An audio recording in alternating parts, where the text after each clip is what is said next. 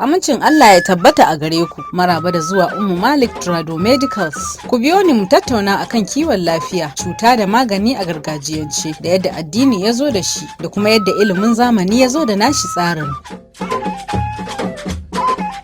Da zancen majina zai zo maka sai ka ce ƙazanta ko kuma cutar mura. To ba nan zancen ya tsaya ba, domin ko ita majina an halicce ta ne a jikin dabbobi don aiwatar da wani aiki. Yayin da majina take samuwa a cikin jikin mutum, wasu dabbobi kuwa a wajen jikinsu take. Misali, santsin majina ne yake samarwa da dodon koɗi damar tafiya, kuma ita ce ta zamarwa kifi abin kariya daga ƙwayoyin cuta kamar bacteria a cikin ruwa. Jikin mutum kullum a cikin samar da majina yake, kuma tana da muhimmiyar rawa wajen inganta lafiya. Majina dai tana ƙunshe da ruwa, sannan tana da yauƙi da danƙo, kuma launin garai-garai ce.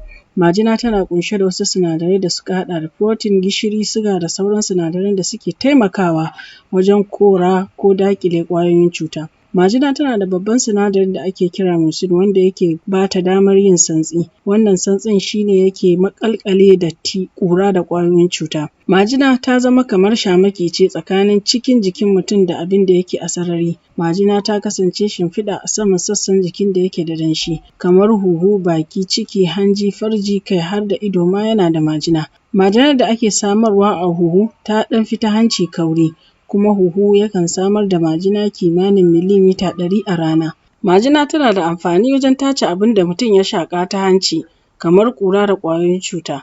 A ɗan ƙanƙanin lokaci mutum na iya shaƙar dubunnan ƙwayoyin halitta ta bacteria. Da zarar sun isa huhu kuwa sai su kasance ɗamfare da majinar da take cikin huhun. Bayan majinar da take huhu ta maƙalƙale dubunnan ƙwayoyin cutar, sai wannan majina ta dinga kai kawo a cikin huhun. Da taimakon ƙananan sirrin halitta mai kamar gashi da ke cikin huhu, sai su tunkuɗo majinar zuwa maƙogwaro. Daga kuma nan sai mutum ya yi kakinta ya fitar da ita, ko kuma ya haɗiye abarsa. Idan ta je ciki sai a narkar da ita, ƙwayoyin cutar su fice ta bayan gida. A wasu ɓangarorin na jiki kuma majina tana da muhimmiyar rawar da take takawa. Majinar da take ido 'yar siririya ce, ba ta da kauri, amma tana da muhimmanci wajen sanya ido ya zama cikin danshi ba a bushe ba. Majinar da take ɗamfare da jikin dubura tana taimakawa wajen fitar bayan gida suɓul cikin sauƙi. A cikin tumbi kuwa majina tana taimakawa bangon tumbin da take shafe da shi wajen kariya daga sinadarin narkar da abinci, wato acid mai ƙarfin gaske.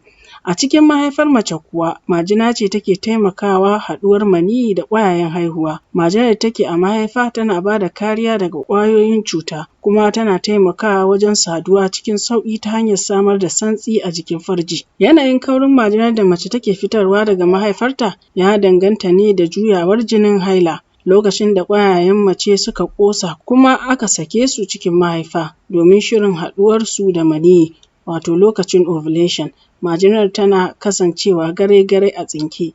A lokacin da ta bar yanayi na ovulation kuma sai majinar ta yi kauri, kuma hakan yakan sa ta kange maniyyi, ta hana shi haɗuwa da ƙwayayen halitta na mace.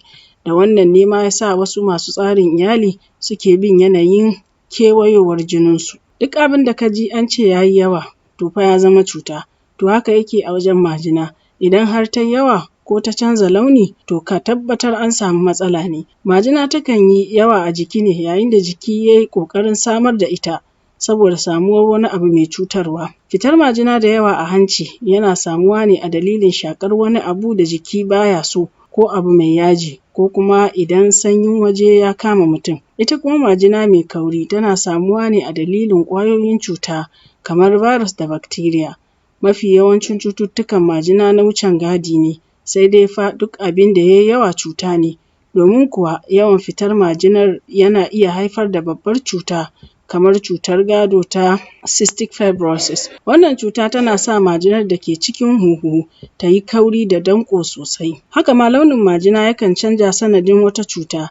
Misali, yayin da sanyi ya kama mutum sai ta koma launin rawaya ta yi kauri. Ita kuwa baƙar majina ko ruwan ƙasa ana samun su ne a wajen mutanen da suke shan taba, ko waɗanda suke fama da wata cuta ta huhu. Koriyar majina, ruwan ƙasa ko launin jini tana nuna kamuwa da ƙwayoyin cuta na bacteria. A lokacin da ƙwayoyin cuta ko ƙura ko wani abu da jikin mutum baya so suka yi yawa, musamman ta hanyar shaƙar su daga hanci zuwa huhu, sai gurjiyar halittar da ke samar da majina a jikin mutum ta yawaita fitar da majina don kawo wa jiki ɗauki daga cutarwar waɗannan ƙwayoyin cutar. Su kuma waɗannan ƙwayoyin cutar sai su sanya yoyon majina ta hanci ko su sa ta yi kauri ko ta ƙara danƙo, kuma suna sanya ciwo mai raɗaɗi a jikin bangon da majina take shafe da shi na daga sassan jiki kamar hanci da huhu.